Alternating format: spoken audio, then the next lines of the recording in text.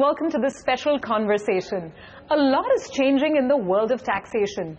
India has amended 3 bilateral treaties over the last 1 year. We've just got guidelines on issues like GAR as well as POEM. Globally, the world is moving towards the OECD BEPS project, and in the United States of America, Mr. Donald Trump has taken charge of the White House with a brand new tax plan.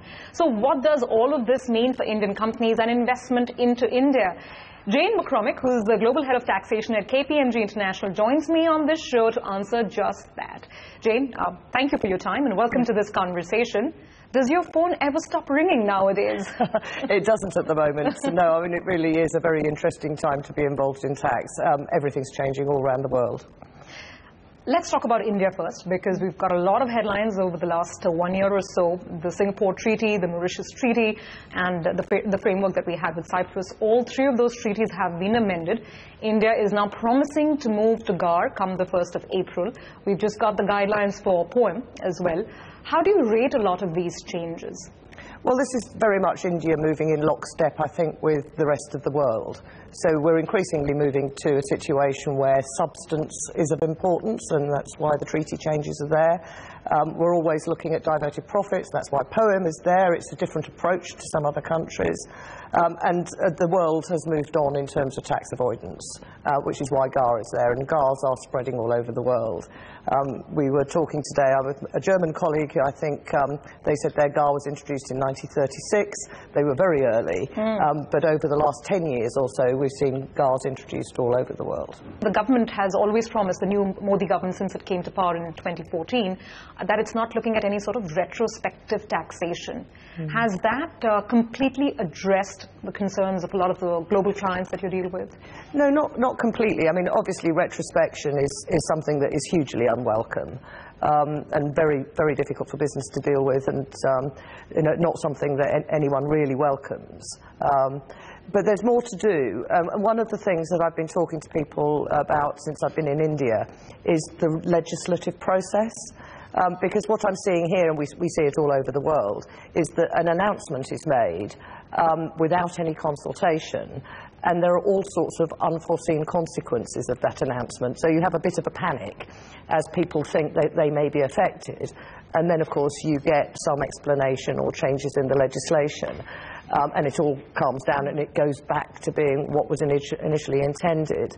But that could be avoided by a different legislative process and more consultation along the way, I think. And that's what's happening in some other countries. So just to talk about some specifics. Now it's become clear with the latest guidelines that GAR can override a bilateral treaty here in India if the limitation of benefits clauses do not sufficiently address the purpose of tax avoidance, and that's the reason behind which an arrangement has been made. Yeah. Is it going to increase litigation, or do you think the guidelines are pretty fair in whatever they set out? Well, it really comes down not just to the legislation, but the administration of the legislation as well. And if you look in other countries where the GARs have been introduced, what you generally find is that they are not invoked very often. So they will come up in discussion or in the course of a tax audit, but very rarely do you actually see that being litigated, because normally there are other means by which to find an agreement. You know, GARs sit on top of all of the other tax law, if you like. Somebody I know who was in charge of introducing a GAR in a tax authority outside of India describes a GAR as being like an electric fence. The intention is not for the taxpayer to actually hit it and get an electric shock. The idea is that there's a force field around it, and it will keep taxpayers well away from it. And in practice, that's what you see. So I referred to my colleague in Germany, 36 years, since 1936, I should say, more than that. There have been very few cases of litigation on GAR in Germany. And hopefully we will see the same sort of prudence be followed in India as well. And I think that's important, and as I say, it's not just how the rules are written, but it's how the tax administration applies it as well. India is quite clear that it wants to introduce from April 1, 2016, and of course the assessment year 17-18, the guidelines for a place of effective management, or POEM. Is this going to impact the way a lot of the MNC structures are sort of situated at present? I haven't seen the fine print, but I understand the overall principles of it. I'm not sure that it will have a huge difference. I mean, clearly this is tackling the same thing that CFC legislation tackles in other jurisdictions, and it's doing it in a slightly different way. And I think initially there is concern that the concept of effective management, which is something I do have experience of in other legal systems, is quite a nebulous concept, and that there was therefore a risk of India dragging foreign subsidiaries into India, despite the fact that they had real substance overseas. From what I understand, the clarifications that are being given now are helpful to make sure that that doesn't happen. So do you foresee any immediate change in the pattern of fund flows into the country, whether it's foreign direct investment or portfolio investment, because of these changes that we've just seen announced and the final guidelines are in, whether it's GAR, whether it's the amendment of the 3 treaties, or whether it's POIM? No, I don't think that will affect FDI. I mean, apart from anything else, people are looking for growth, and India as an economy is a good growth play. I think all of these changes help to bring the Indian tax system more in line with foreign tax systems, which makes foreign investors able to understand it more.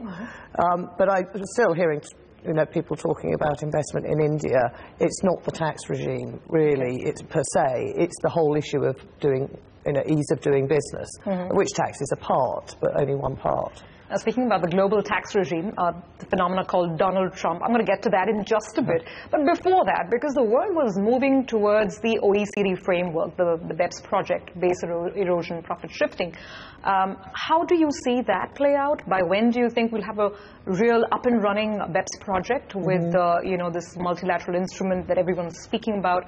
And how does that change things? Yeah.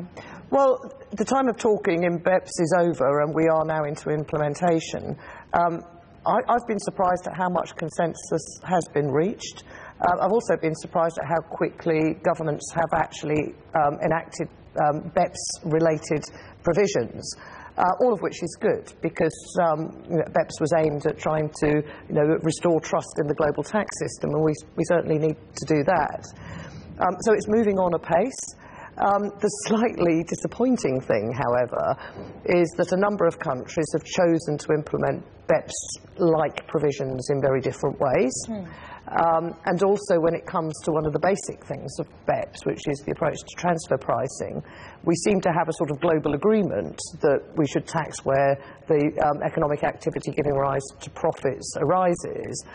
But what we don't seem to have is a global agreement on where that actually is. All right. Now, as we are grappling with the issues that surround the BEPS project, we have Mr. Donald Trump with a brand new tax plan. And I think what people are now talking about is whether trade wars will actually give way to tax wars, because you're talking about a corporate tax rate of 15%. I mean, how does an emerging market, a country like India with an effective corporate tax rate of 33% tackle that? I mean, yes, we do have a roadmap to eventually go down to 25%. Didn't happen in this budget, at least.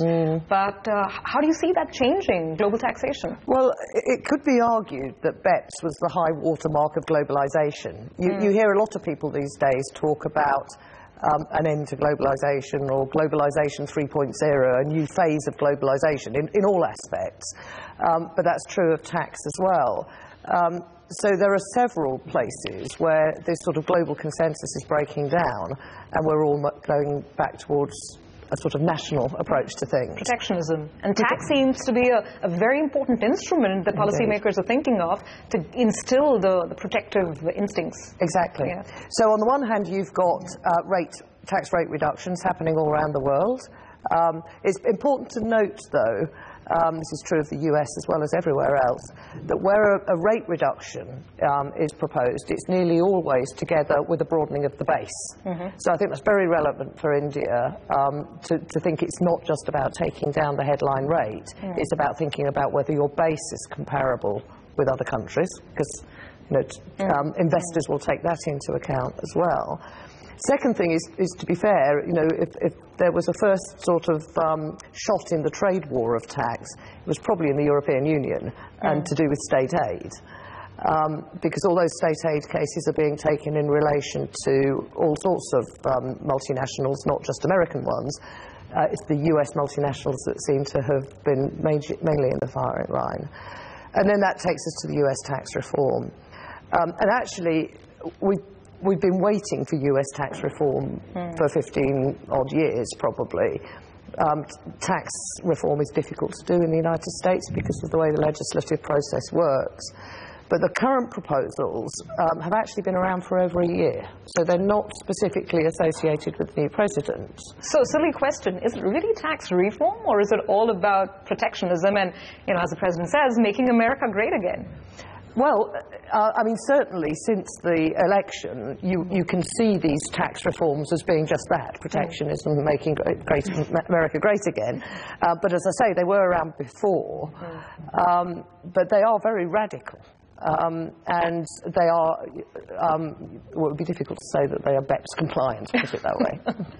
How does an economy like India compete? What if you were to play advisor to the Indian government in the current context when America is talking about bringing corporate taxes down to 15 to 20%, what would be your advice to the Indian government? Well, I mean, the first thing has got to be engagement, hasn't it, in talking, because as I've just said about changes in India tax, you get changes that are proposed without people sometimes thinking through all of the consequences. And these US changes will have very significant market consequences because they change the dynamics about the cost of imports versus homemade goods and services. If you look at the overall impact that could have on the US consumer, it's not all good news. Just by creating a regime in which it's more tax efficient to manufacture in the US than to import doesn't necessarily mean that the US consumer is going to be better off. And there is no doubt in my mind that the US consumer has benefited enormously from some of the goods and services that are currently being imported from India. Well, as we just learned today from your US colleagues, it's not just about lower taxes for American companies. It's also about completely doing away with deductions if you are getting services or if you're importing goods from an overseas territory. So how big a blow can that be for Indian exporters, particularly sectors like pharmaceuticals or Indian IT? Well, certainly, it's not a difficult thing to run the numbers.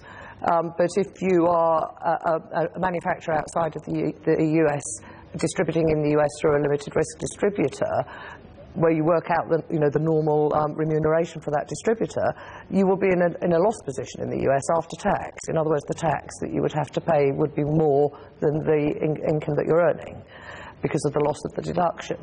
So it's completely disruptive for businesses. Completely disruptive for business.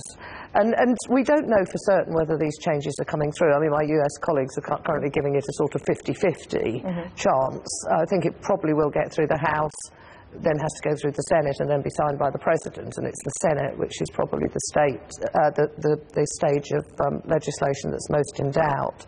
So maybe no more than 50-50, but at a 50-50 chance on something that would be so disruptive to business, it's really something that the business operating in the US are going to have to think about.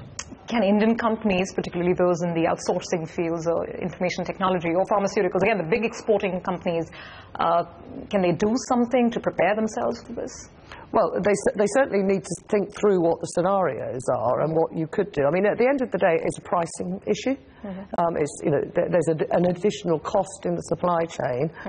We're talking about almost a 20% increase in cost of doing business. Exactly. So, that is very significant. So you do have to start thinking through the scenarios. To what extent can you swallow the cost? And bear in mind, this is like a one-way VAT or GST system, because it's charging tax on 20%, but there's no input offset, if you like, that you would have. So we've been able, in the introduction of GST and VAT around the world, even at 20%, you can absorb that, but this is a whole different ballgame. So you've got to think through what would we actually do? Can we absorb any of that within our cost base or pass it on to our customers? Do we actually have to start changing the way in which we manufacture and who we employ to provide services? But as I say, we're still only in a 50-50 situation, and I think through good contacts that people have, countries like India, China will be another one, but I think India has a particularly strong case here. Need to start talking about what those consequences are. We need to take a quick break, but on the other side, what does GST mean for India?